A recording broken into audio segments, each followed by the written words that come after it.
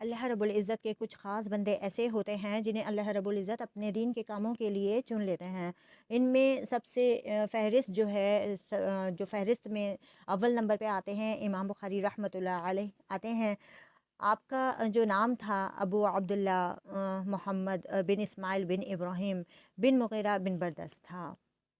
آپ 194 ہجری میں 13 شوال بعد نماز ظہر جمعے کے دن پیدا ہوئے تھے، اور آپ کے جو دادا جو تھے وہ مغیرہ بن بردس جو تھے وہ بخارے کے حاکم تھے، مصر کے حاکم تھے۔ آپ بچپن میں یتیم ہو گئے تھے، اور آپ کے جو والد محترم تھے ان کا انتقال ہو گیا تھا۔ آپ کی والدہ نے آپ کی پرورش کی، وہ بہت متقی و پرہیزگار خاتون تھیں۔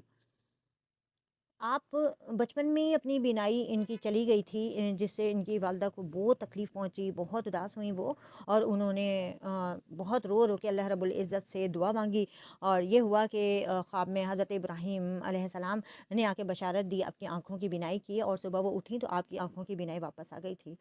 آپ کو علم حاصل کرنے کا بے انتہا شوق تھا، جس کی وجہ سے آپ نے اپنے گاؤں کے ہی اسکول میں، قریبی مدرسے میں جو ہے وہ تعلیم حاصل کی، اور آپ کو طلب حدیث کا بہت شوق تھا، جس کی وجہ سے آپ نے درس حدیث میں حصہ لیا اور وہاں پہ داخلہ لیا، اور جس سے حصول آپ خود فرماتے ہیں حصول حدیث کے لیے طلب حدیث کے اتنے شوقین تھے کہ آپ سینکڑوں میل کا سفر کرتے تھے ایک ایک حدیث کو پانے کے لیے، اور اسی وجہ سے آپ نے 6 سال مکے میں رہے۔ آپ نے بصرہ کے چار دفعہ آپ نے بصرہ کے چکر لگائے ہیں، اور مصر اور شام کے آپ نے 2 دفعہ چکر لگائے ہیں۔ آپ بے انتہا ذہین بچے تھے، کیونکہ شروع میں ہی آپ نے 70 احادیث یاد کر لی تھیں، اور یہ تعداد جو تھی وہ 3 لاکھ تک پہنچ چکی تھی۔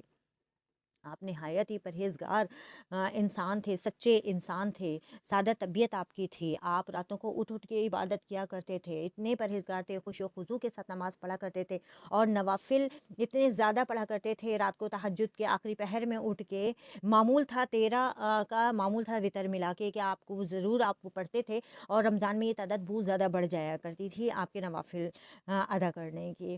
آپ کی محافل میں کم و بیش 90,000 لوگ ہوا کرتے تھے، جو یہ محافل جو ہیں کبھی مسجد میں اور کبھی گھر میں ادا کرتے تھے۔ یہ محافل لگتی تھیں ان کی، اور بہت زیادہ ان کے جو شاگردوں میں بہت بڑے بڑے محدثین شامل ہیں، بہت بڑے بڑے محدثین شامل ہیں۔ امام بخاری رحمۃ اللہ علیہ کے احادیث ایسی ہیں کہ ہمیں بہت زیادہ ان سے جو ہے نا مدد ملتی ہے۔ ان کا کام یہ تھا، وہ احادیث سے جو ہے مسائل کا حل نکالا کرتے تھے۔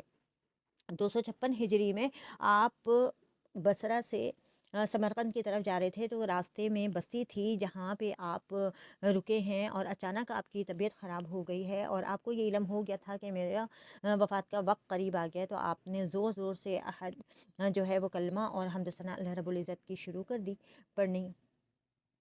تھوڑی دیر میں آپ کا انتقال ہو گیا۔